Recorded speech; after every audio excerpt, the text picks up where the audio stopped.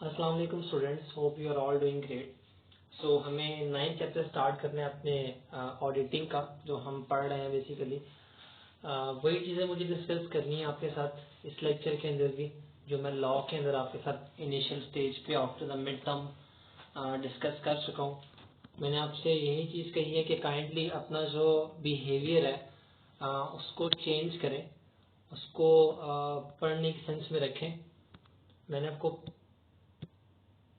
जो चीज़ें बताई हैं मिड टर्म आपके बिजनेस लॉ के अंदर, बिजनेस लॉ में तो ठीक है, आपको वहाँ पे इम्पोर्टेंस भी है, वहाँ पे आपको लाजमी पढ़ना भी है, क्योंकि अगर आपको हाई ग्रेड लेने हैं, अगर आपको ग्रेड को बेटर करना है, तो ये नेसेसरी है आपके लिए कि आपने उसके अंदर इम्प्रूवमेंट करनी है। और इम्प्रूवमेंट सिर्फ इसी सेंस में आएगी जब आप उसे पढ़ना स्टार्ट करेंगे, जब आप उसे टाइम देंगे। और ऑडिटिंग में नो डाउट आपके मार्क्स अच्छे हैं। ऑडिटिंग में जो एक बच्चे या दो बच्चे के हैं ऐसे मार्क्स हैं जो कि 24 है। इसके विदाउट 27 हाईएस्ट है, 29 हाईएस्ट है, और 27 जो है वो नॉर्मल है। 27 जो है वो नॉर्मल नंबर चल रहे हैं मिड टर्म में जो आप लोगों ने गेन किए हैं। नो डाउट कि आप लोगों ने थोड़े से इतने 30 या 35 वो ले तो आप राउंड अबाउट 4 करने के काबिल हो जाओगे। आप 80% नंबर जो है वो आपके आ जाएंगे। लेकिन नंबर इम्पोर्टेंट नहीं है, आपके कॉन्सेप्ट इम्पोर्टेंट है। अगर आप अपनी डिग्री लेकर भी जाते हैं किसी भी इंस्टीट्यूशन के अंदर, किसी भी वर्किंग इंस्टीट्यूशन के अंदर जहाँ पे आपको काम करना है, तो वो आपसे कॉन्सेप्ट्स पूछते हैं, वो आपसे इंटरव्यू के अंदर क्वेश्चंस करते हैं। सो काइंडली मुझे पता है कि मोस्ट ऑफ द स्टूडेंट्स ने जो है वो किस तरह से पेपर दिए हैं। पेपर का स्ट्रक्चर ही इस तरह का था कि आप लोगों को सेफ एंड सिक्योर नहीं किया जा सकता था। सो पेपर जो है वो बहुत इस सेंस में हुए हैं कि वो अच्छे नहीं रहे। हम कह सकते हैं कि कोई उसके अंदर चेक एंड बैलेंस नहीं है कि आप पेपर किस तरह का दे रहे हैं, और आप लोग भी जानते हैं कि आप लोगों ने पेपर किस तरह का दिया है। तो काइंडली आपके लिए लेसन सिर्फ यही है कि जो चीज़ आप लोगों को डिलीवर कर दी गई है, जो चीज़ आप लोगों को बता दी गई है, काइंडली उसे इस सेंस में लें कि मुझे क्या करना है। मुझे ये करना है कि मुझे कॉन्सेप्ट तक कम से कम पढ़ने हैं। क्योंकि मैंने जो आप लोगों का जो चीज़ देखी थी अपने यूट्यूब चैनल के ऊपर, उसमें लास्ट 2-3 चैप्टर्स जो हैं उनको बिल्कुल देखा ही नहीं गया। उसके अंदर रिव्यूज कुछ गिने चुने रिव्यूज हैं, उसमें अप्रॉक्सीमेटली कोई 5-6 व्यूज हैं उन वीडियोस के ऊपर, कि मतलब आपने उसको सुनने की जहमत भी नहीं की, मतलब आपने उसे देखा भी नहीं है, और फिर भी आपके 27-29 मार्क्स हैं। होप सो आपके पढ़ा हो। अगर आप लोग पढ़ रहे हो तो वेल एंड गुड, बेस्ट है। पर लेकिन अगर किसी को ये सोचा कि मतलब मिड टर्म की तरह ही हमारा फाइनल टर्म भी हो जाएगा, तो काइंडली उसको इस सेंस में ना लें। हो सकता है आपका फाइनल टर्म चेंज कर दिया जाए, फाइनल टर्म आपका क्वेश्चन उसकी फॉर्म में दे दिया जाए। तो अपनी प्रिपरेशन जो है इस सेंस में रखें कि मुझे कॉन्सेप्ट क्लियर करने हैं, मुझे कॉन्सेप्ट के अकॉर्डिंग चलना है। जितना कॉन्सेप्ट को क्लियर करेंगे वो आपकी फ्यूचर सिक्योरिटी है, वो आपकी अभी के नहीं, वो आपका फ्यूचर बेसिकली सिक्योर हो रहा है। सो काइंडली इसको इस सेंस में लें कि मुझे जो भी है मुझे अपने कॉन्सेप्ट्स पक्के करने हैं। मुझे सिर्फ फाइनल टर्म या मिड टर्म को क्लियर नहीं करना, मुझे आगे के टाइम के लिए वो सिक्योर होना है। सो मैंने आपको लॉ के अंदर भी ये बताया था कि इसके बाद आपकी नेक्स्ट स्टेज है। बहुत सारे जो हैं वो जॉब करने के लिए भी जा सकते हैं, पर लेकिन मेजोरिटी जो बच्चों की है वो डेफिनेटली आगे स्टडी के लिए ही जाएगी। वो कहेगी कि मुझे आगे स्टडी करनी है, मुझे एमबीए करना है या मुझे कुछ भी करना है, तो मुझे पढ़ना आगे, उसी के लिए मुझे आगे स्टडी करनी है। सो इसके लिए बहुत इंपॉर्टेंट है कि आप अपने कॉन्सेप्ट क्लियर करें, क्योंकि आगे यूनिवर्सिटी में ऐड होने के लिए मोस्ट ऑफ द यूनिवर्सिटीज जो हैं वो आपसे एक टेस्ट रिक्वायर करती हैं। जब आप उस टेस्ट में क्लियर होते हैं, जब उस टेस्ट को पार करते हैं, जब उस टेस्ट को पास कर लेते हैं, तब आपको यूनिवर्सिटी में एडमिशन दिया जाता है। और वो टेस्ट में आपको किसी भी तरह की कोई हेल्प नहीं होती। वो टेस्ट आपका उसी में से होता है जो आपने पढ़ा हुआ है, जो आप पढ़ के आए हो, जो कॉन्सेप्ट आप देख के आए हो, उसका एक पेपर बनाया जाता है, और उस पेपर को आप रिजॉल्व करके तब आप यानी कि वो सीट को लेते हो। तो आपके वैसे तो नजर आ रहा है कि 3.8 CGPA, 3.7 CGPA, पर लेकिन ये आपको प्रूफ करना पड़ेगा कि ये कैसे है। सो काइंडली अगर आप पढ़ रहे हैं, पढ़ के पेपर दे रहे हैं, फिर 29 या 27 ले रहे हैं, तो ये तो बेस्ट है, ये तो आपके लिए एक सिक्योरिटी हो चुकी हुई है। पर लेकिन अगर कोई बच्चा इस सेंस में है कि मिड टर्म की तरह ही फाइनल टर्म हो जाएगा, तो काइंडली इसको इस सेंस में ना लें और अपने लिए सिक्योरिटी बनाएं, अपने फ्यूचर को सिक्योर करें और उसको जो है इसको इस सेंस में लें कि मुझे फॉर द लॉन्ग टर्म इस कॉन्सेप्ट को यूटिलाइज करना है अपने फ्यूचर के लिए, ना कि सिर्फ अपने फाइनल्स के लिए। सो ये छोटा सा लेसन है जो मैंने आपको बिजनेस लॉ के अंदर भी दिया है, और मैं ऑडिटिंग के स्टार्टिंग में भी ये लेक्चर आपको दे रहा हूँ, ये समझाने की कोशिश कर रहा हूँ। काइंडली सिर्फ इसको एक दफा देख लें, बेसिकली बात की क्या जा रही है, ऑडिट चीज क्या है, ऑडिट में हम बात किसके ऊपर कर रहे हैं। इतनी मुश्किल चीज नहीं है कि आप उसको देखना भी पसंद ना करें। सो काइंडली लेक्चर सुन लें, लेक्चर नहीं सुन सकते तो कम से कम उसको स्टडी कर लें ताकि आप अपना फ्यूचर सिक्योर कर लें। होप्स हो कि आप इसको पॉलिटिक सेंस में लेके अपने लिए एक स्ट्रेटेजी बनाएंगे, अपना एक टाइम टेबल सेट करेंगे, उसके अकॉर्डिंग उसको टाइम देना स्टार्ट करेंगे। स्टार्ट करते हैं अपना 9th चैप्टर। बेसिकली ये हमारे मिड टर्म के बाद का फर्स्ट चैप्टर रहेगा, और ये बहुत लेंथी चैप्टर था जिसको मैं 2 लेक्चर्स के अंदर अप्रॉक्सीमेटली हाफ कंप्लीट करूंगा, और हाफ जो है हम कोशिश करेंगे नेक्स्ट पे ले जाएंगे, पर लेकिन मैं कोशिश करूंगा कि 3rd लेक्चर में इसको कंप्लीट कर दूं और 4th लेक्चर के अंदर हम अपना 10th चैप्टर स्टार्ट करें। सो स्टार्ट करते हैं 9th चैप्टर से, जो कि किसके ऊपर है। 9th चैप्टर का नाम जो उन्होंने यहाँ पे दिया हुआ है द रेवेन्यू प्रोसेस, जिसके अंदर वो बता रहे हैं, वेट अ मिनट, अच्छा तो हम स्टार्ट करें बेसिकली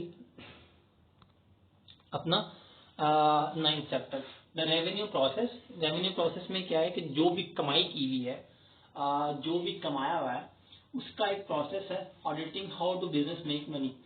अब हमें इस चैप्टर के अंदर देखना है कि बेसिकली उसने कमाया किस तरह से।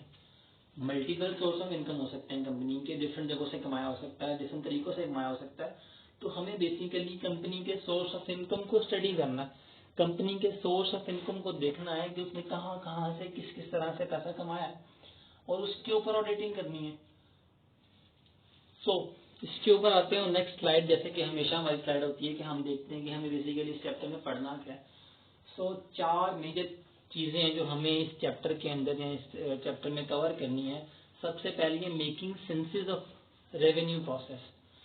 हमें ये समझना पड़ेगा कि रेवेन्यू के प्रोसेस कौन कौन से हैं, इसके सेंस हमें क्लियर करनी पड़ेगी, हमें समझना पड़ेगा पहली चीज।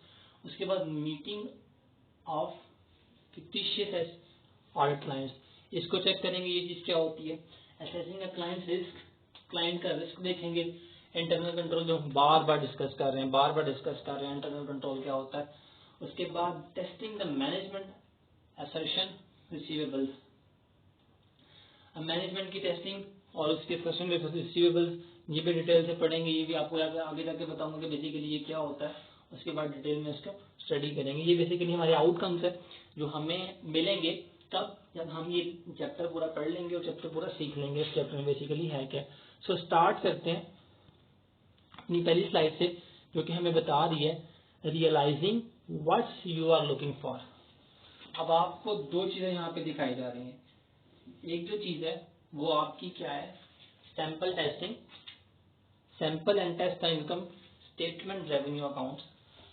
आपको उससे सैंपल लेके या आपने इनकम स्टेटमेंट को लेके उसकी रेवेन्यू अकाउंट्स को बेसिकली देखना होता है कि उसके सोर्स ऑफ इनकम क्या क्या रहे हैं, उसको इनकम कहाँ कहाँ से आई है। सो यहाँ से स्टार्ट करते हैं। Because most financial statement under audit, जितनी भी हम ऑडिट के लिए स्टेटमेंट्स लेते हैं, जितनी भी फाइनेंशियल स्टेटमेंट्स हम उनको उठाते हैं, उनको एक्सेस करना होता है, उनको चेक करना होता है, जितनी भी वो स्टेटमेंट्स होती हैं have to comply with generally accepted accounting principle. तो डेफिनेटली उन सब के ऊपर अकाउंटिंग प्रिंसिपल फॉलो हुए हैं, उन सब के ऊपर उन्होंने अकाउंटिंग का काम किया हुआ है। अगर आप जर्नल्स ले लो, आप ट्रायल बैलेंस ले लो, आप बैलेंस शीट ले लो, इनकम स्टेटमेंट ले लो, कोई भी उनका जो है डॉक्यूमेंटेशन उठा लो, कैश फ्लो स्टेटमेंट हम देख लेते हैं, हम इनकम स्टेटमेंट देख लेते हैं, हम बैलेंस शीट देख लेते हैं, हम कोई भी स्टेटमेंट उठा रहे हैं उनकी जो कि फाइनेंशियल स्टेटमेंट है, फाइनेंशियल स्टेटमेंट की जिसके अंदर पैसे का काम हुआ है, और हम उसको चेक कर रहे हैं, हम उसको वेरी कर रहे हैं। तो बेसिकली उसमें क्या हुआ है, उसमें अकाउंटिंग के प्रिंसिपल्स को फॉलो किया गया हुआ है। Accounting principles, GAAP, auditing, revenue, two part. तो हम इसको दो पार्ट्स के अंदर डिवाइड कर देते हैं। उन सारे फाइनेंशियल स्टेटमेंट्स को इवेलुएट करने के लिए हम उसको दो पार्ट्स के अंदर डिवाइड कर देते हैं। First one is that sample test, sample and test the income statements, revenue accounts. आप जितनी भी इनकम स्टेटमेंट्स हैं जो कि हमें कमाई से रिलेटेड जितनी भी हैं, उनको हम सेपरेट कर लेते हैं और उसका एक पूरा एनालिसिस करते हैं, उसको चेक करते हैं। उसके बाद sample and test the balance sheet accounts and accounts receivable. Account receivable का मतलब क्या होता है कि जितने बंदों से हमें पैसे मिलने हैं, जो हमारे उधार के बंदे हैं, जिनको हमने उधार पे सेल किया हुआ है, जिनको हमने बेसिकली चीज सेल कर दी थी और फ्यूचर के अंदर प्रॉमिस किया था उनके साथ कि इस पर्टिकुलर डेट को आप हमें पेमेंट करेंगे। सो उनको उसके अकॉर्डिंग सेपरेट कर लेंगे। जो भी पेमेंट्स आनी है पूरे के पूरे अकाउंट रिसीवेबल, अगर वो पेमेंट्स आ चुकी हैं अकाउंट रिसीवेबल के नाम से है कि मतलब ये उधार पे हुआ था, फिर उसके बाद ये पेमेंट रिसीव हुई थी, तो हम बेसिकली अब ऑडिटिंग करने जा रहे हैं। ऑडिटिंग के अंदर जो पहला चीज है, हम फाइनेंशियल स्टेटमेंट्स को मेजर कर रहे हैं, फाइनेंशियल स्टेटमेंट्स को देख रहे हैं, तो हम उसको दो चीजों में डिवाइड कर देते हैं। फर्स्ट वन इज दैट वो सारी इनकम हो या वो सारा रेवेन्यू स्टेटमेंट्स जो हमें एक्चुअल में आई है, जो हमें उसी टाइम पे मिली है, उसके सारे सैंपल्स ले लेते हैं, उसके सारे डॉक्यूमेंटेशन ले लेते हैं, उसके रिकॉर्ड सारों को ऑडिट करेंगे और उसके बाद हम सेपरेट कर लेते हैं ताकि हमें पता चले कि कौन सी चीज उधार पे चल रही है, कौन सी चीज की पेमेंट जो है डिस्काउंट पे दी गई है, किस चीज की पेमेंट जो है अकाउंट रिसीवेबल के नाम से जो कि अभी तक क्लियर नहीं हुई है, उसको देख लेंगे। तो इसको हमने बेसिकली दो में डिवाइड कर लेना। उस अकाउंटिंग प्रिंसिपल के सारे काम को जो कि फाइनेंशियल रिपोर्ट स्टेटमेंट्स के ऊपर हुआ है, हम उसको डिवाइड कर लेंगे अपने दो चीजों के अंदर, एक रेवेन्यू स्टेटमेंट्स के अंदर, अकाउंट्स के अंदर, एक बैलेंस शीट के अंदर जो कि अकाउंट रिसीवेबल से रिलेटेड है। आपका ये फर्स्ट चीज हो गया। आप वो कह रहे हैं कि realising what you are looking for, basically देख क्या रहे हो, आप देखने क्या जा रहे हो। अब सेकंड में क्या है, in addition to verifying the balances, आपको जितने भी बैलेंसेस हैं, बैलेंसेस मतलब हम हर एक में बैलेंस निकाल रहे होते हैं। आपने अकाउंटिंग की है, आपने अकाउंटिंग के बेसिक्स पढ़े हैं, आपने बैलेंस शीट के क्वेश्चंस किए हैं, इसमें बताया जा रहा होता है कि आप जितने भी चीजें करते हो उसके अंदर दोनों साइड तक क्रेडिट और डेबिट बैलेंस होता है और हमें उन बैलेंसेस को क्लियर करना होता है। और हमेशा आप अकाउंटिंग के अंदर याद रखें, अकाउंटिंग प्रिंसिपल में उसकी वर्किंग के अंदर याद रखें कि बैलेंसेस इक्वल आना इट डजंट मीन्स दैट कि आपका आंसर ठीक है। अगर आप दोनों साइडों पे 50-50 गलत भी लिख देते हैं तब भी बैलेंस दोनों का 50-50 होगा, इट मीन्स दैट कि ये मतलब ये नहीं है। हो सकता है आपने वो रेंट का नाम से लिखना हो, आपने किसी एम्प्लॉय के नाम से लिख दिया, वो फिर भी 50 आ रहा है, तो इट मीन्स दैट कि 50 तो आ रहा है पर लेकिन ये आपका बैलेंस गलत है। तो आप एक तो वेरी करते हो balances in addition to verifying the balances in the revenue and account receivable. पहले आप क्या करोगे, सारे जो हम पहली स्लाइड में देख के आए हैं, सारे अकाउंट रिसीवेबल को सेपरेट कर लोगे, सारे रेवेन्यू को सेपरेट कर लोगे और उनके ऊपर उनकी एविडेंसेस के ऊपर, उनकी वाउचर्स के ऊपर, उनके ऊपर आप ऑडिटिंग करोगे। वो ऑडिटिंग कर लेने के बाद आप क्या करोगे, उसके बैलेंसेस को चेक करोगे। बेसिकली ऑडिटिंग वही है जो हम बार बार दोहरा रहे हैं कि बार बार इन वो जो स्टेटमेंट्स होती हैं, जो फाइनेंशियल स्टेटमेंट होते हैं, उनको चेक करना होता है। पर हम यहाँ पे सेपरेट कर रहे हैं और उसकी रेवेन्यू जिससे उसने कमाया है हम उसके ऊपर बात कर रहे हैं। तो हम बेसिकली वो भी कमाई ही है, जो उधार पे उसने सेल किया है वो भी कमाई ही है, बस हमने सेपरेट कर लिया। जो उधार पे हुआ है उसको सेपरेट कर लिया और जो उसको उसी टाइम पे उन कैश मिली है उसको हमने सेपरेट कर लिया। पहले हमने उसके वाउचर्स, उसकी ट्रांजेक्शन, हर चीज को एग्जामिन किया और अब हम उसके बैलेंसेस को कवर कर रहे हैं। After that you have to be on the lookout for the revenue recognition issues during your audit, such channel stuffing and the side agreements। अब इसके अंदर वो दो चीजें बता रहा है, एक चैनल स्टाफिंग बता रहा है और एक साइड एग्रीमेंट्स बता रहा है। तो ये दोनों चीजें जो है वो आपको बुक के अंदर डिटेल में मिलेंगी, मैं आपको सिर्फ इसका कॉन्सेप्ट दूंगा। चैनल स्टाफिंग का मतलब है कि उस पूरे जिसमें जो आपने जो कोई भी उसने चीज सेल की है तो उसका चैनल क्या रहा है बेसिकली, या साइड एग्रीमेंट्स क्या रहे हैं उसके। साइड एग्रीमेंट्स का मतलब है कि अगर कुछ उसने उधार पे चीज सेल की है तो उसका एग्रीमेंट क्या रहा है, या उसके पीछे बिहाइंड रीजन क्या रही है एंड ऑल दैट। सो ये दो चीजें जो है, एक चैनल स्टफिंग जो आपने रेवेन्यू कमाया है उसका बेसिकली रीजन क्या रही है, और उसके बाद साइड एग्रीमेंट्स उसके ऊपर किस तरह का एग्रीमेंट्स रहा है। तो इसके अंदर एग्जाम्पल्स दी गई हैं बुक के अंदर जो आपको ज्यादा हेल्प कर देंगी, जो आपको क्लियर कर देंगी। इसके बाद recognising recording revenue accrual method. Accrual method का मतलब क्या होता है, it's amazing how trickily something as simple as recording revenue can be. हमें देखने में बड़ा आसान लग रहा होता है पर लेकिन उसको इवेल्युएट करना उतना ही मुश्किल होता है। Revenue recognition the manner in which you client reflect revenue it's on financial statements. तो आपका जो, क्योंकि ये सबसे इम्पोर्टेंट चीज होती है, आपको ये चीज ध्यान में रखनी है, जो आपका क्लाइंट है वो हमेशा रेवेन्यू कम शो करने की कोशिश करता है। क्यों? मैं आपको ये बेसिक्स बताए गए हैं, आपको टेक्स्ट में भी बताया गया हुआ है कि जितना रेवेन्यू कम शो होगा उतना ही टैक्स कम पे करना पड़ेगा। जितनी आपका प्रॉफिटेबिलिटी हो, क्योंकि प्रॉफिट के ऊपर बेसिकली आपका टैक्स लगता है कि इस बंदे ने इतना कमाया तो उसके ऊपर टैक्स लगता है। तो जितना आप रेवेन्यू को कम शो करोगे प्रॉफिट कम शो होगा, प्रॉफिट कम शो होगा तो आपको टैक्स कम पे करना पड़ेगा। सो इसको बहुत डीपली देखना होता है बेसिकली हमें। The manner in which your client reflects revenue in its financial statement has to reconcile which generally accepted accounting principle. एक तो वो अकाउंटिंग प्रिंसिपल के अकॉर्डिंग होना चाहिए, which means it most cases that the state out accrual method applied. A company record revenue when it's earned realizable. This section explain how the accrual methods works. अब एक method आप उसके ऊपर apply करते हो और आप डायरेक्ट मतलब एक तो क्लाइंट जो कह रहा है उसके प्रॉफिटेबिलिटी के बारे में, उसके रेवेन्यू के बारे में, एक तो वो आप उसको चीज को चेक करते हो, सेकंड दैट आप उसकी स्टेटमेंट्स को इवेल्युएट करते हो। तो ये दोनों चीजों के अंदर कंफ्लिक्ट नहीं होना चाहिए। इन दोनों चीजों में कंफ्लिक्ट आता है। जो रियलाइजेबल का मतलब होता है कि आपके पास वाकई में अगर आपने प्रॉफिट कमाया तो आपके पास वो एक्चुअली में वो अमाउंट होनी भी चाहिए, उतनी कैश जो है वो आपके पास नजर भी आनी चाहिए कि बेसिकली मैंने ये प्रॉफिट कमाया है, तो ये प्रॉफिट नजर भी आना चाहिए। तो दोनों चीजों को आप कंपैरिजन करके इवेल्युएट कर सकते हैं। उसके बाद वो कह रहा है कि identifying goods or services provided for a फी।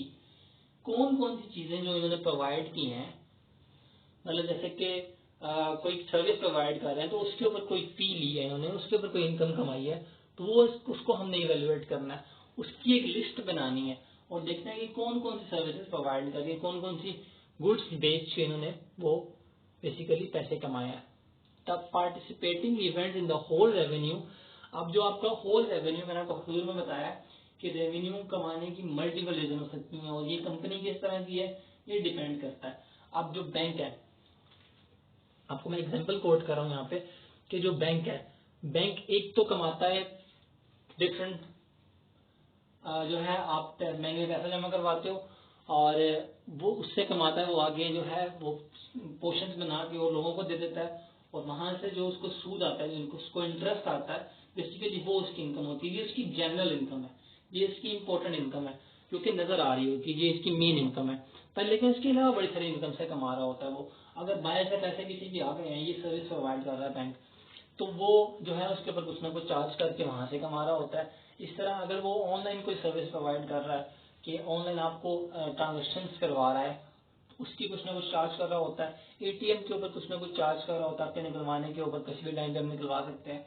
तो मल्टीपल सर्विसेज प्रोवाइड करके भी बैंक कुछ ना कुछ कमा रहा होता है। तो हमें भी ये देखना है कि ये डिफरेंट सर्विसेज अपने मेन रेवेन्यू के अलावा और कौन कौन सी चीजें प्रोवाइड करके ये कमा रहे हैं। The contract states that the company will provided and agreed upon goods और services for set amount of money. और उसके ऊपर उन्होंने किस तरह की जो है वो अमाउंट अर्न की है। For revenue to be earn the company has to fulfil to be a part of contract the revenue to be realise.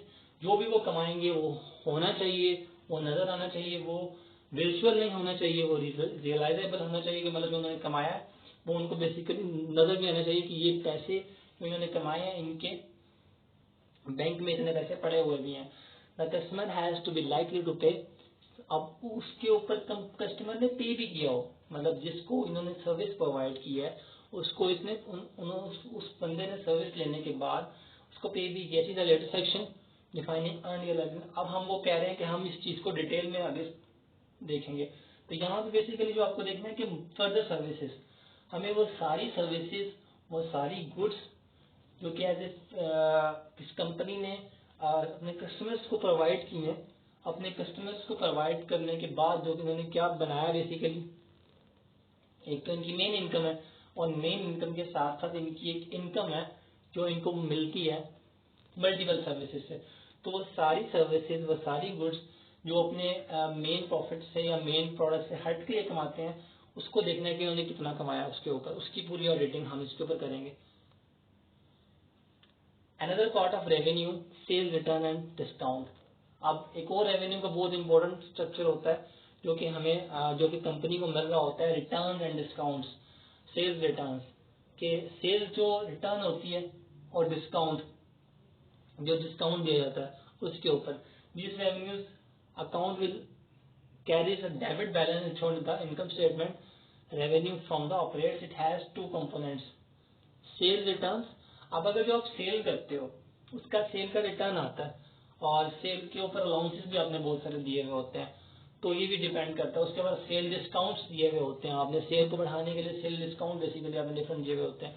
तो ये भी एक तरह की इनकम होती है जो आप, एक सेक्शन होता है एक इनकम का जो कंपनी कमा रही होती है, जो कंपनी के बेसिकली मिल रहा होता है। तो इसको भी आपको हाईलाइट करना होता है, इसको भी आपको देखना होता है, स्टडी करना होता है कि ये वाली इनकम को भी आपको बेसिकली उसके अंदर। अब हम जो, मैं आपको एक्सप्लेन कर दूं कि हम इस चैप्टर में बेसिकली देख क्या रहे हैं। हम इनकम्स देख रहे हैं, हम देख रहे हैं जिस कंपनी का या जिस क्लाइंट का हम ऑडिट कर रहे हैं, वो ऑडिट के अंदर जितनी भी तरह की इनकम उसने कमाई है, अब हमने उनको डिफरेंशिएट कर दिया है। अगर हम वापस स्लाइड पे जाएं, स्टार्टिंग स्लाइड के ऊपर, तो हमने सबसे पहले क्या किया, हमने देखा कि दो तरह की इनकम हमने बनाई। एक हमने बनाया कि इनकम स्टेटमेंट्स जो उसने कैश के ऊपर की हैं, जो उसको उसी टाइम पे पेमेंट मिली है, जो उसने सेल की है, उसके ऊपर जितना उसने कमाया उसका टेस्ट एंड सैंपल ले लिया, उसको इवेल्युएट कर लिया, उसके ऊपर ऑडिट कर लिया।